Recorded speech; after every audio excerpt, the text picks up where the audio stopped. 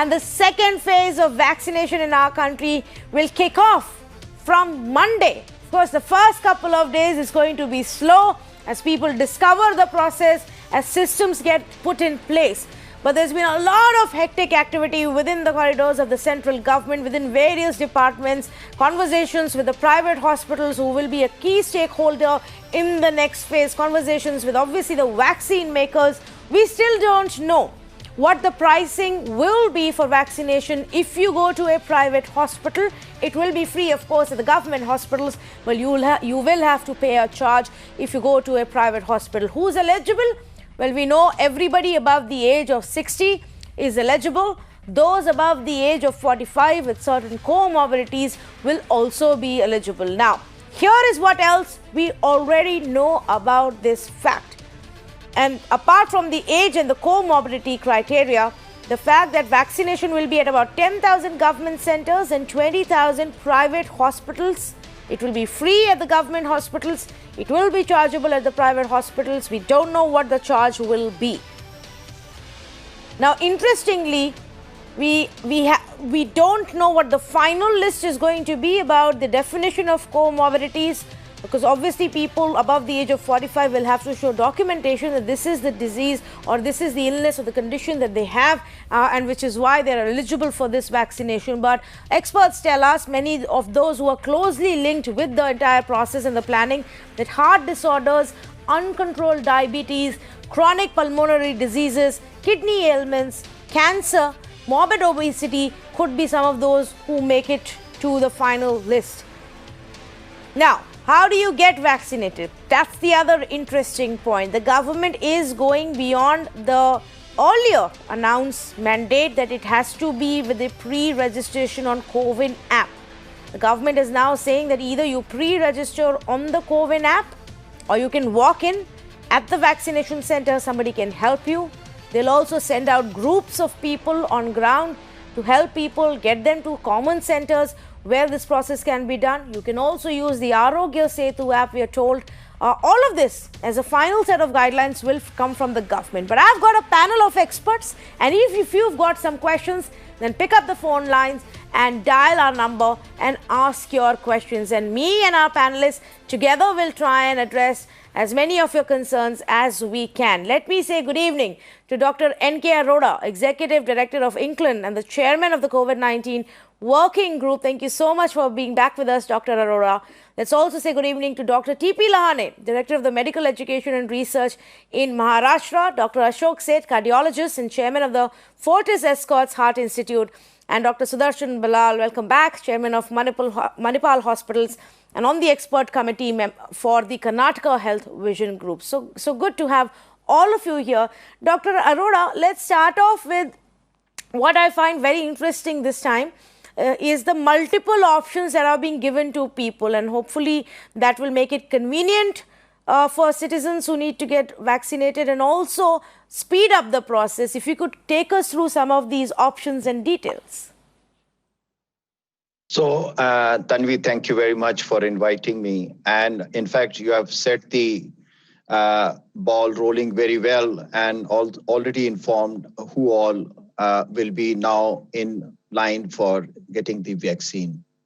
And as we were discussing a day ago, that flexibility will be the hallmark, so that we are dealing with elderly people, and many of them may have other comorbidities. So flexibility is essential, and that's what has been taken into account.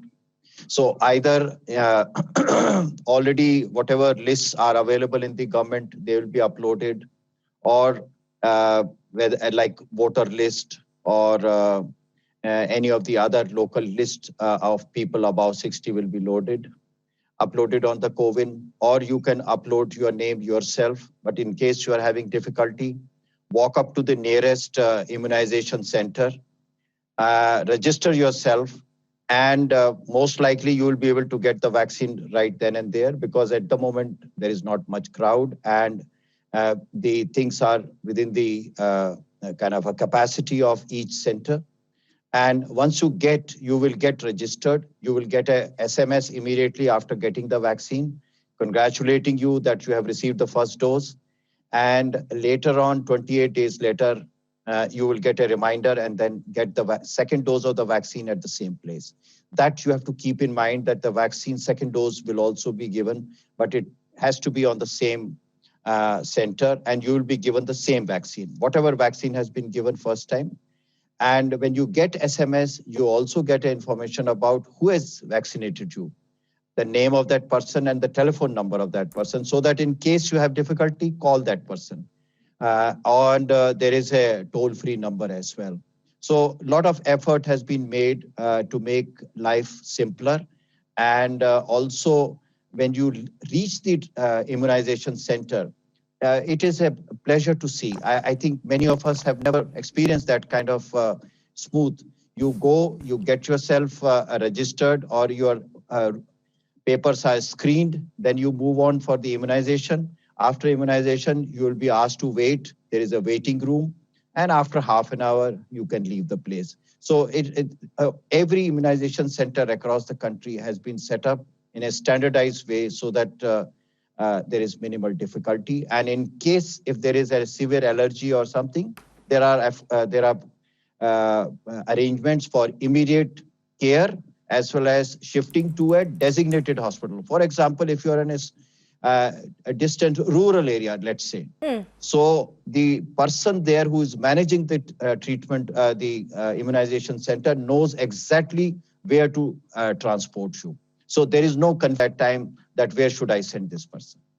Actually, that's a very interesting point that you've mentioned, and often people have this conversation or ask us this question, Dr. Lahane, because while what happens in the urban areas is still understandable, we can see how it's going to function, but rural areas, and especially when you talk about senior citizens or those who have serious comorbidities, could be a challenge. Now, how are states going to go about that?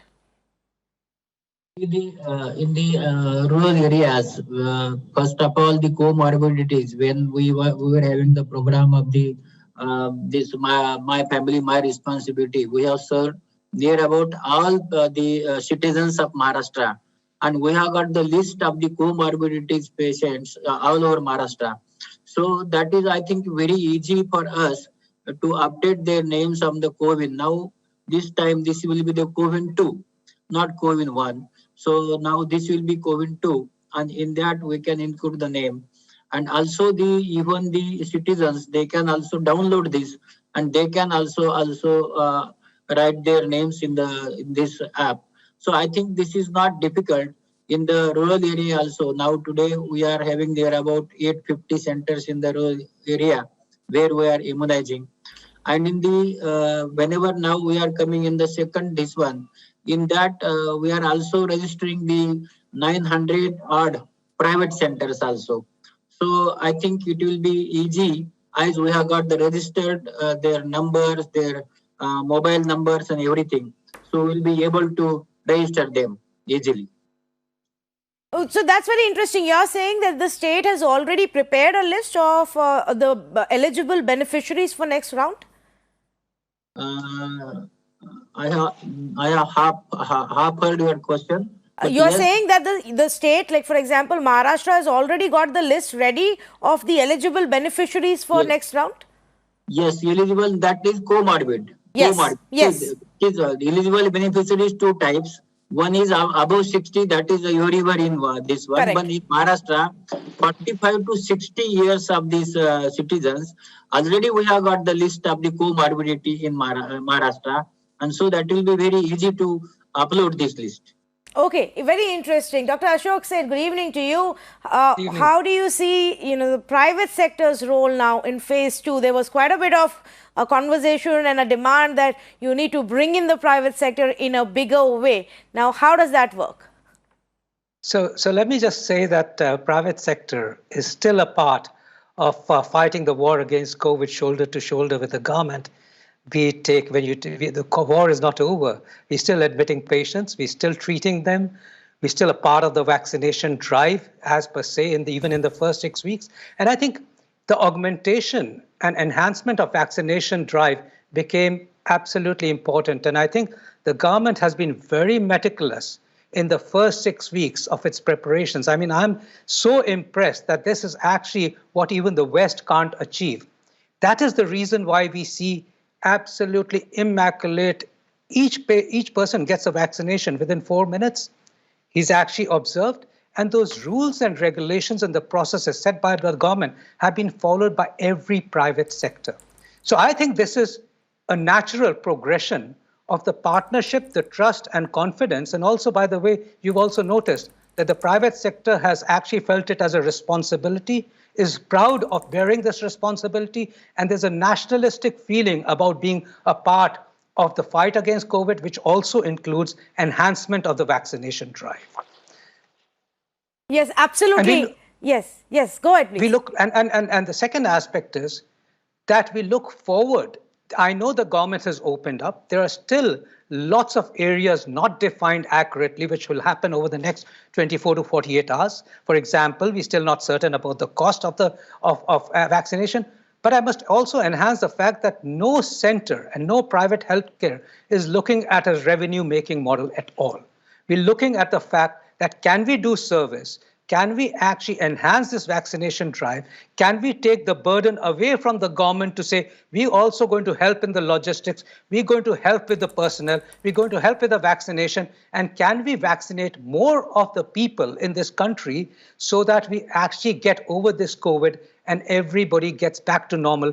That is the must for the country. That is the profit for the country. That's the profit for our population. And that's the bottom line for the country. Well, if I can take it a step forward and also ask Dr. Bilal, good evening to you and thank you for joining us. We've had conversations about how, vaccination has taken place so far in phase 1. We've also spoken about, what's delayed the process or slowed down the process or the glitches or the hurdles that you may have faced in phase 1, which obviously form part of the learning lesson for the next round. Now, do you think it's a good idea what we're looking at then in that light, that we don't just depend on pre-registration on COVID and actually have other options available as well? Good evening, Tanveen. Thank you for having me here, and good evening to my co-panelists. I think it's not good news, it's great news. I've always batted for private sector and the public sector working together, and the best example honestly happened during the COVID era, where both of us worked very hard and somewhat controlled COVID in our country much better than the rest of the world. Now, coming to the process of vaccination, we have already had a trial run because many of our hospitals have already vaccinated our healthcare workers in the first phase. And the process has been quite smooth. We have multiple booths. Each booth has about 3 persons, one for entry of data, one for the vaccination, one as a helper. And for every 5 booths, we have a doctor and a nurse for any emergencies with a resuscitation kit available. So we already have had a dry run, so it's not going to be very difficult for us to ramp up. And I think government in its wisdom has opened up the private sector, which was the need of the hour, because we need to accelerate vaccination, because we cannot afford to have a second and third wave of COVID, which will destroy our economy. The pricing is absolutely of no concern, as Dr. Seth mentioned. It's a very small price to pay for the safety of the nation and saving the nation from the disaster of corona. So we in the private sector are looking forward to getting this program going. And I think the government has already given us a fair amount of clarity. There will be still a few wrinkles to be ironed out. But if the process starts, I'm sure the wrinkles can be ironed out as it happens. And we do hope in the next 3 to 4 months, we'll cover the 30 crore people that the government intends to vaccinate. Oh, yes, hopefully. And we'll also have a lot more vaccines in the market that will then help us speed up the process. Of course, the first few days is going to be slow. As we did see in the first round as well, but understandably so. Let me also tell our viewers the basic, what we've learned so far. Of course, our experts know this, but in terms of registration, and if you are trying to find more information, one option is self-registration that you can do by logging on to this CoWIN app. The app for you, if you are an eligible beneficiary in the next round, this app will also go live for you and be accessible to you from the 1st of March itself. So you register on that, or you can even register and get a date for yourself on the Arogya Setu app. If you already have that, you can even do that, and you just have to punch in your details, choose your date and time, and the COVID center which helps you and is closest perhaps, and that's that. And then you can turn up on that day for your vaccination shot. The other option is, and for several of the elderly who may not be extremely tech savvy, just walk in. On-site registration, a walk-in option that is being made available. Somebody there will help you register as long as you have all the details and the necessary documentation with you, and then you can get vaccinated. Obviously, a lot of this really depends on what is the availability of a slot and the crowd over there. The third is there will be groups who will try and facilitate this, including the state governments and the union territories. They will have to take the proactive lead, like Dr. T.P. Lahane was just telling us. They already have the list, so they know who's eligible above the age of 45 with comorbidities. They're going to reach out and help them plan it out so that they can turn up and get their shot. So there are these multiple ways that have been planned. We, of course, once it actually begins to play out, it will get clearer of how it's working on ground as well. But I just wanted to ask this. Anyway. Yes. Tanvi, can I just come in just for 30 seconds to say that there are concerns about a non-equitable distribution of the vaccine, because on one hand, people are ready to pay for it, and then there's a whole lot of population who may not be able to pay for it. We must understand that here the government is the gatekeeper, even for the vaccine distribution. We are following the rules and regulations laid down by the government to fight the war against COVID, as we've done for the past whole year, and that's what the private sector has done. So I don't think people should be concerned. In fact, you call this a debate. I think we are in agreement that even those ideas need to be put forward, and the government needs to incorporate those ideas to say, how do we actually have an equitable distribution of the vaccine? And therefore, the private sector is not here to just do one side of it. We all are working together in this whole arena. Okay, let me in fact get Dr. Arora also on this. Dr. Arora, how do we ensure there is equitable distribution? See, that is fundamental to the whole exercise. So government announced that there will be approximately 20,000 immunization centers in private sector and currently around 10,000 in government sector. But the government has the capacity to expand the government-centered immunization centers to between 50,000 to 100,000. And in the next phase, and as we know, the private sector is mostly in urban areas. And it is important that in urban, the transmission of the virus is much more. And the rural areas, there will be exponential increase in the immunization centers once these private sector urban areas stabilize and the other 10,000 are working. So we should never be worried about equity is at the heart of the whole public health system in this country. We will be there at the remotest corner of Arunachal Pradesh. We will be there in Meghalaya. We will be there in Chhattisgarh. We will be there in those areas which are one has to walk up to those areas, but immunization centers will be there in all these places. The second thing is, as I understand, even in private sector, those with BPL cards or some of that poor urban people probably will be walking up, and the government will pay for their immunization if they go to a private sector. So that arrangement is also made. So it is not that that issue is not at the back of everybody's mind. It is at the heart of everybody's mind. Is there some kind of a categorization for who gets it free or who has to pay for it, Dr. Arora, or anybody who turns up at a government hospital can get it free? Anybody who turns up at government sector immunization center will get it free without no questions asked. Okay. But in private sector, there is a very serious discussion going on that those with BPL cards or very poor people, they will, when they come up to private sector, immunization center, on the basis of that, somebody else, the government will reimburse their cost. They won't have to pay. Okay, interesting. And I imagine because we are also headed into election season, there may be some state governments who want to do this. I don't know if their code of conduct will allow them to do that anymore, to announce that the vaccines are going to be free or we will pay for you. But we'll wait and watch how the politics of it plays out. Let me go across to some of our viewers. We have such esteemed panelists. Let's get some queries going now. Gaurav is on the phone line and he's calling us from Gurugram. Good evening, Gaurav. Go ahead, please. Good evening. Thank you for taking my question. So I have two questions which are related, and it's regarding the elderly.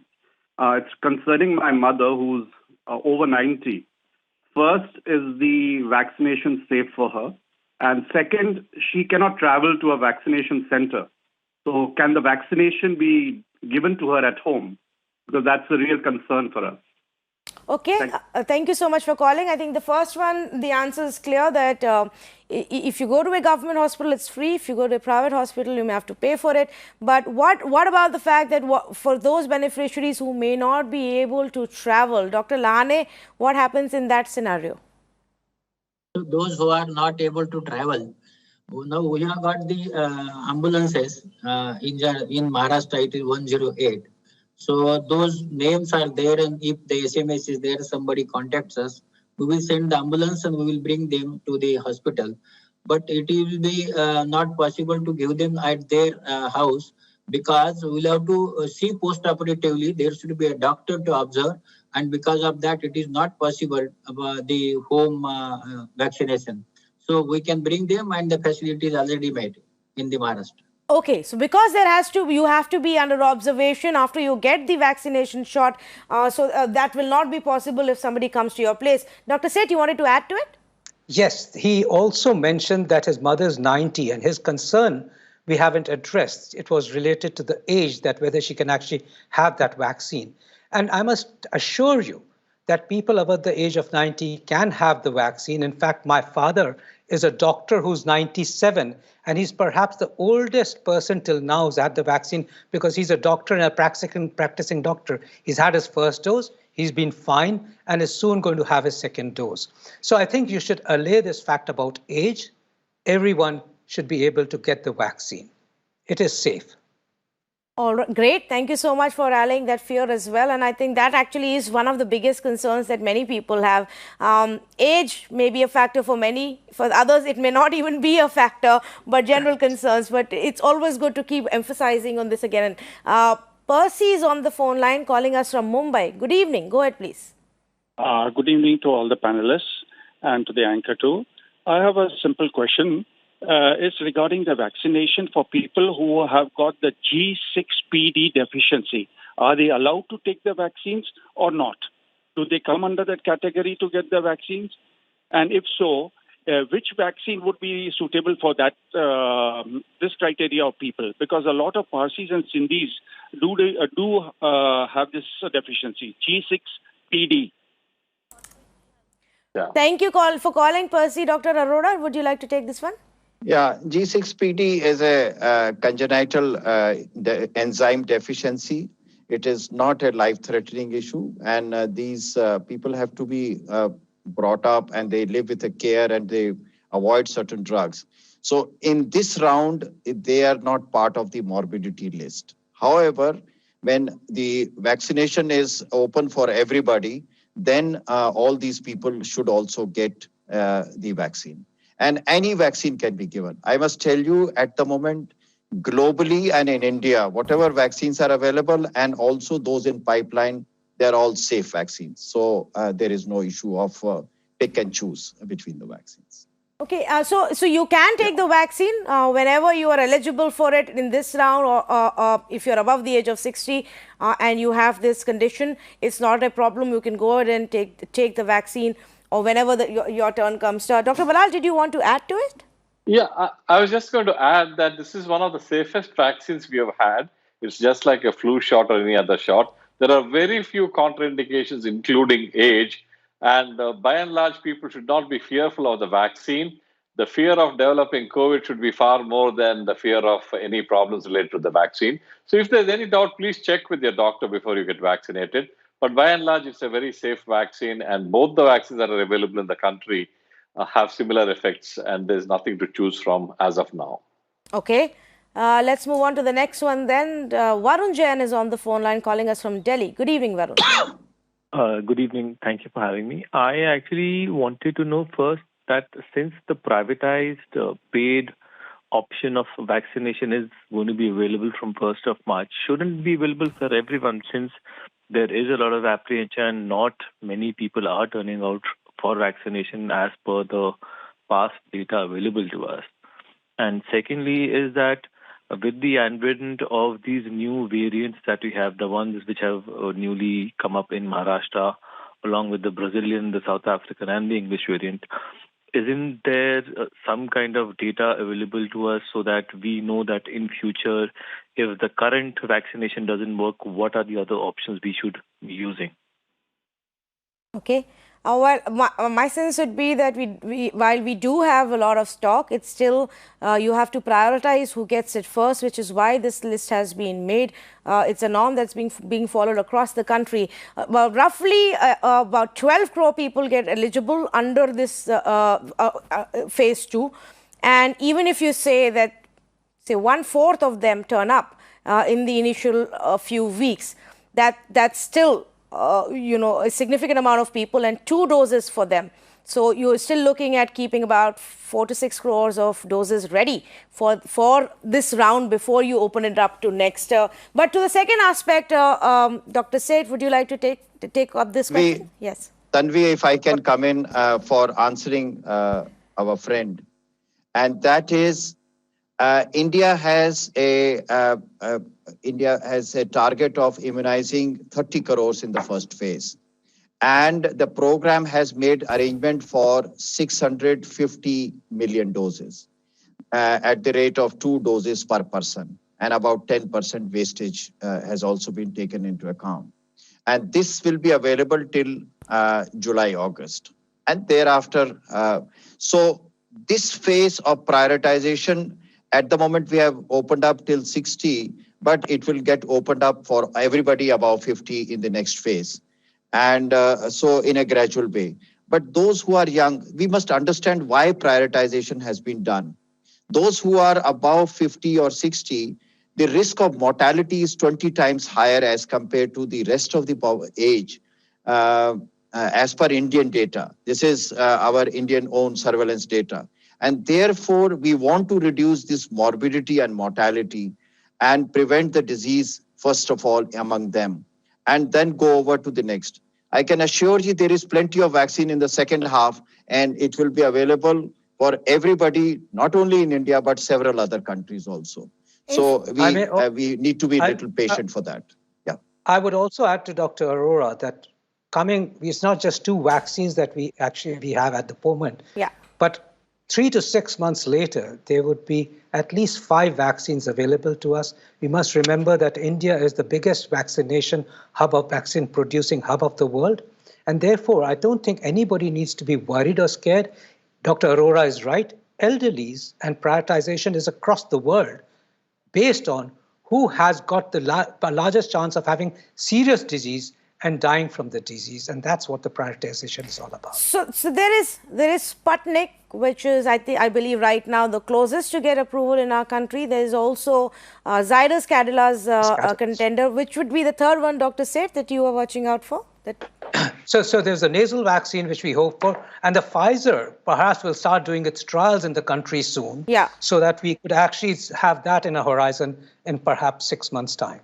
So yes, so in a few months you will have a lot more vaccine brands available, and so thereby a lot more doses, and then we will obviously be opening it up to a lot more people. Let me go across. A better RNA vaccine is going to come in India, better than Pfizer, better than Moderna, and it will take care of the variants also. So just wait for a while, and that would also be there by June or July. A Indian mRNA vaccine. And Tanvi, the variant is a very important issue. We should not just brush that aside. The more that the virus goes on, the longer it goes on, the more it changes itself. But one of the important aspects is that while we still don't understand enough, I think I just want to allay the fears of the person who asked the question. Perhaps the present vaccines do work against it, but actually this is being tested. And soon we could actually, within 4 to 6 weeks, have a vaccine against the variant. So I think we just have to keep a good watch for it. And perhaps more and more people need to get vaccinated to avoid this variant and mutants. Yes, so one has to keep in mind that as we move on, the virus itself is also evolving, and it's obviously evolving to survive. So it's adapting to the conditions that it sees. In some cases, experts say that it's that could also mean that it spreads faster, but we are yet to find too many variants which are deadlier than what we have seen, at least in our country. So let's hope that we get more and more vaccines in the market before the cases go up. Mr.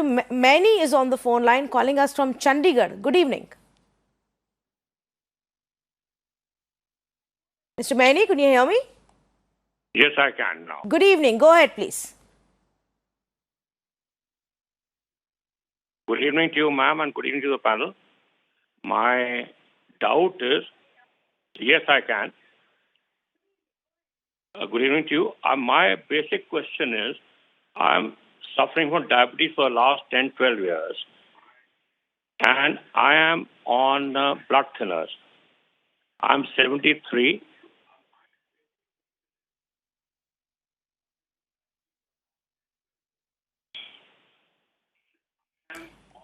Mr. Maini, you just have to go on talking. We can hear you. You are hearing yourself in the television set with a lag. So I would suggest that you just mute the TV set.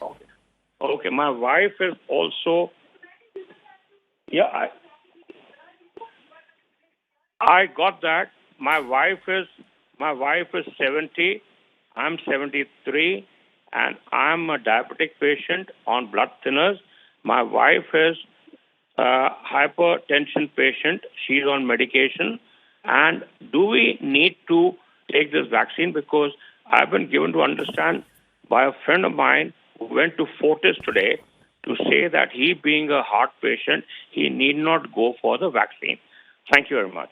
Actually, you've raised two very interesting, from your questions, two larger themes have also come. So I hope our panelists will be able to address both your questions as well as the larger issue. The first one being about diabetes. And I understand, Dr. Lahane, that the list says those who have, there is a differentiation being made on controlled diabetes and uncontrolled diabetes. So what does that mean, and how will a beneficiary know? What the question asked was very correct, that from 10 years he has got the diabetes, also he is on the blood thinner. And as the diabetes is there, can he go for the vaccine? Yes, he can go for the vaccine. Now the question remains about the diabetic control.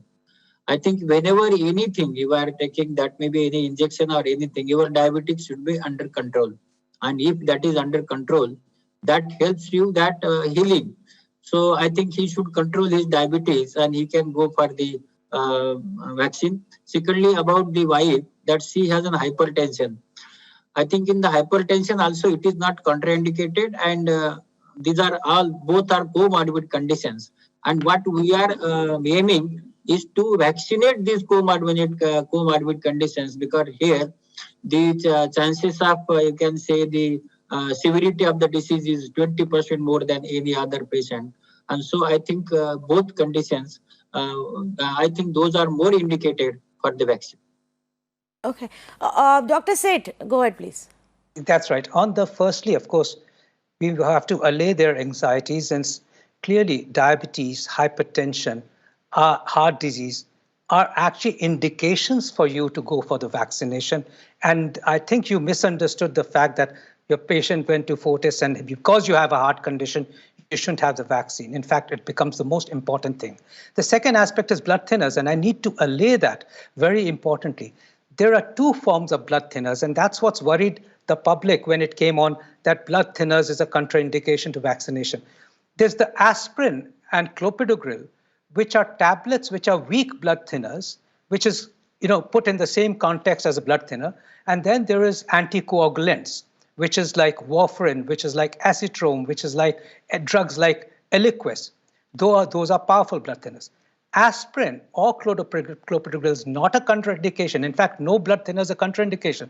If you're on aspirin, and I was on aspirin and I took the vaccine, no problem, a bit of bruising, so you don't have to stop aspirin or clopidogrel for vaccination, and you can take the vaccination. If you're on a powerful blood thinner, for example, for atrial fibrillation or a clot or a lung clot, that you actually take warfarin or acetylene, then speak to your doctor, because there are ways still to take the vaccine. You just have to be a bit careful, maybe stop the medicine a day or two before, take the vaccine, just press on the pressure point for a longer period of time, and you're fine. So nothing is a contraindication. Aspirin is not a contraindication, requires no stoppage of drug. Warfarin and acetylene and others may require stoppage of the drug for a day under supervision of your doctor, but have the vaccination. Vaccination is a life savior, not for yourself, but for the whole country and for others as well. Thank you for explaining that, because I think that's really going to be helpful to a lot of viewers here who have these similar queries, especially if you are on blood thinners and have a cardiovascular condition. But if I can just pick up on the diabetes question as well and just get one more clarification, Dr. Balal, because we are saying that it is you are eligible if you have uncontrolled diabetes. What about those who are taking medicines or injections and usually it's under control for them? Then are they eligible? See, now this is something that needs clarification, Tanvi, because there are clinical parameters for what is uncontrolled diabetes. But for the purpose of vaccination, whether it is possible to check everyone, whether they're controlled or uncontrolled, is difficult. We go by two parameters essentially. The most important parameter is the 3-month average of your blood sugar by a parameter called hemoglobin A1C. About hemoglobin of A1C of 7 is good control, and the higher it goes, worse the control. Lower it goes, then the lower the blood sugar and risk of low blood sugars. So, but for the purpose of vaccination, I'm not sure everyone can bring in a report of the hemoglobin A1C to the vaccinating center. We will either have to go by what the patient says or what the patient's doctor says. And also there are parameters of your blood sugars in the fasting and postprandial state, which we can use for how well your sugars are controlled.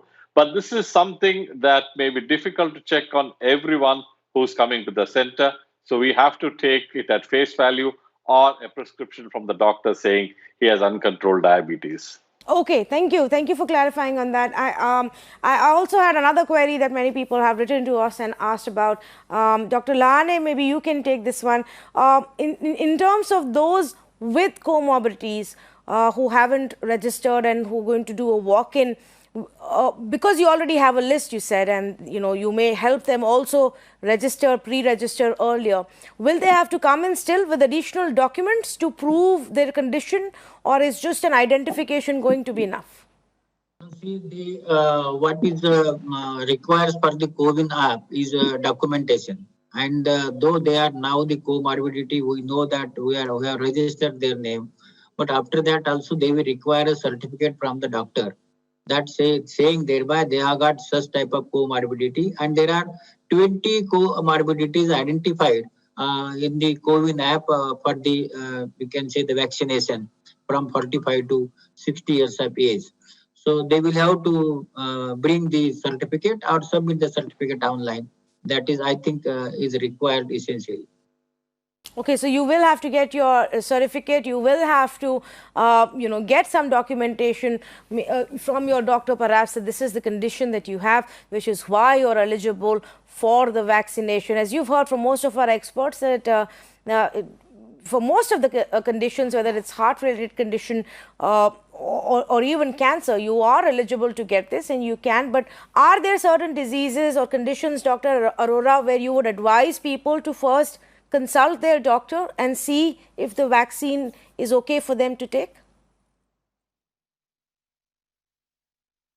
Dr. Arora, I think you're on mute. Myself.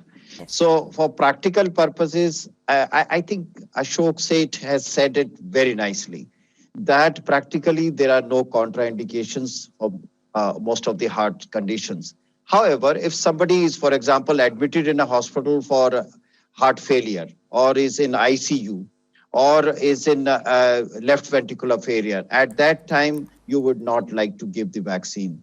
But otherwise, as very rightly said, age and any comorbidity, actually these are the conditions which are likely to be most beneficial, and therefore go ahead and get your vaccine. What about somebody who's undergoing cancer treatment, immunotherapy or radiation? Yeah, that's a very important immunotherapy or some steroids, autoimmune disorders, somebody, and they are getting on immunosuppressive therapy. They should all get the vaccine. There is no problem. Again, unless somebody is sick and requires hospitalization, if somebody is hospitalized, not to be immunized. But all these drugs which are given, in fact, it is said, and later on it will be decided if they need a booster. All those who are in immunosuppression, the immune response may be suboptimal initially. So they actually need an additional dose, some of them. But at the moment, we don't have evidence. So at least they should get their regular vaccine doses. Tanvi, here I want to come in because I am a kidney transplant patient on the immunosuppressions from 26 years. I took the vaccine and now I am going to monitor the antibodies so that I will come to know that I will require the booster or not. But yes, if you are on immunosuppressions or any, I have got 3 immunosuppressant drugs for kidney transplant. And I think that is indicated and you should go ahead for that.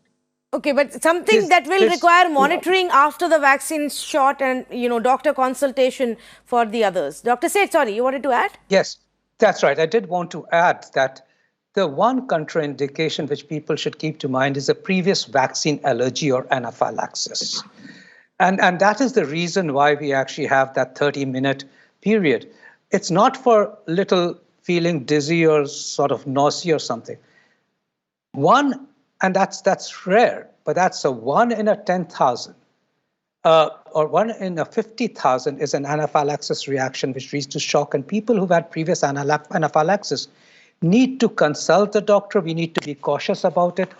And that is the most important thing that we need to watch out for.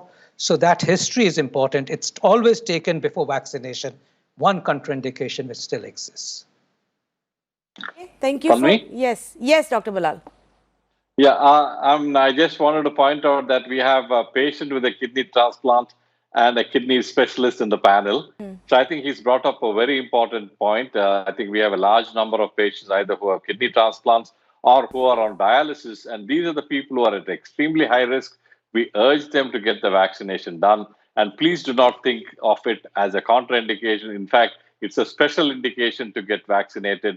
And very, very few contraindications, as Dr. Seth mentioned, anaphylaxis to a previous vaccination, and sometimes a serious neurological disorder that has been associated with a previous vaccination, like what we call as Guillain-Barré syndrome or paralysis. If those are there, you should consult your doctor and then take a call whether you need to be vaccinated or not. Okay, so there shouldn't be any concerns about taking the vaccine for most of it, but consult your doctor if you have any other specific concerns, and that will help resolve the problem. Very quickly, I am a little short on time. Add once. Yes. But I may just add one thing, and that's for the public. In fact, I get 50 queries every day, exactly from the people who should actually have it. To say, should I have it? These are the ones who got diabetes. These are the ones who got renal failure. These are the ones who got heart disease. These are the ones who got bad lungs. And they keep, and age, and they keep saying, I have this. Really, should I really get the vaccine? Is it dangerous for me? And I keep saying, this is exactly the safest thing for you to have. You're the one who should have it first rather than anyone else. In fact, that's why they're on the priority list, and that's why phase 2 is actually all about them, so that we can help protect their health before anybody else. Ajit Nagendra Rao is on the phone line calling us from Mumbai. Good evening. Go ahead, please. Yes, I just wanted to ask you a very simple question. Like every country has like a vaccine policy, just like India does. But every country has a door-to-door vaccine policy as well as an e-card. They also tell you like how they're going to dose you. It's called mass education.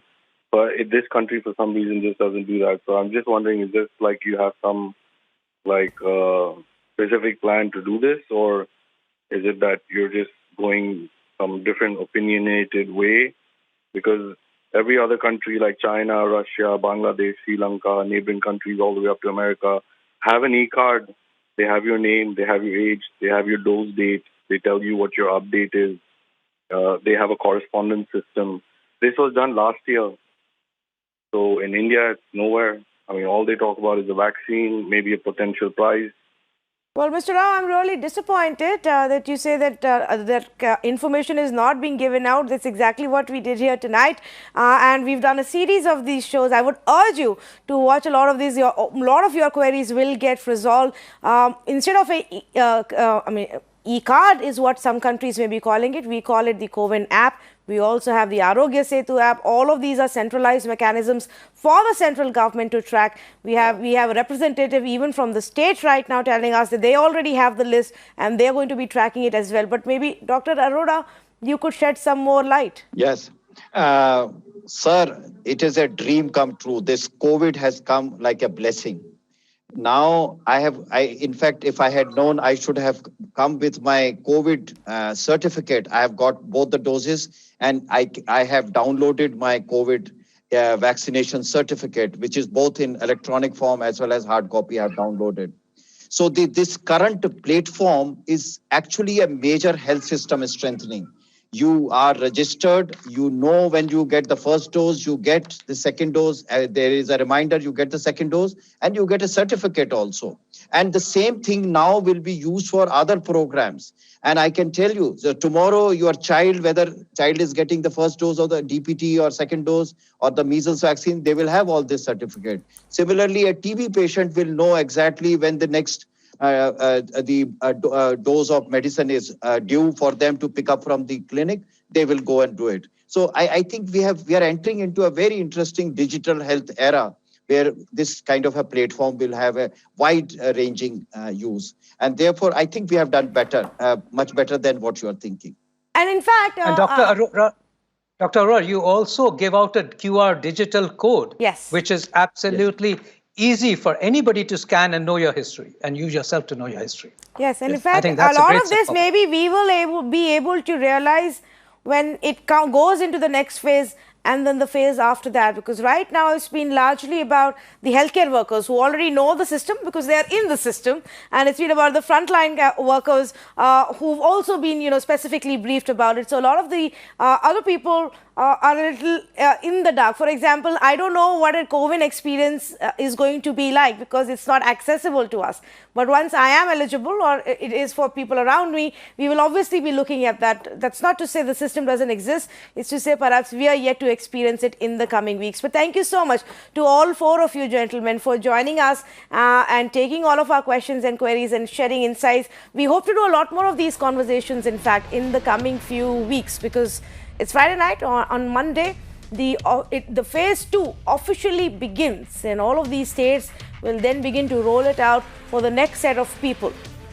The intention was 3 crore healthcare and frontline workers in phase 1. That's continuing now, and 27 crore in the others in phase 2. And we're hoping to together vaccinate about these 30 crore people by June or July. Hopefully by then there will be more vaccines in the market, and then it can be opened up to other people later this year.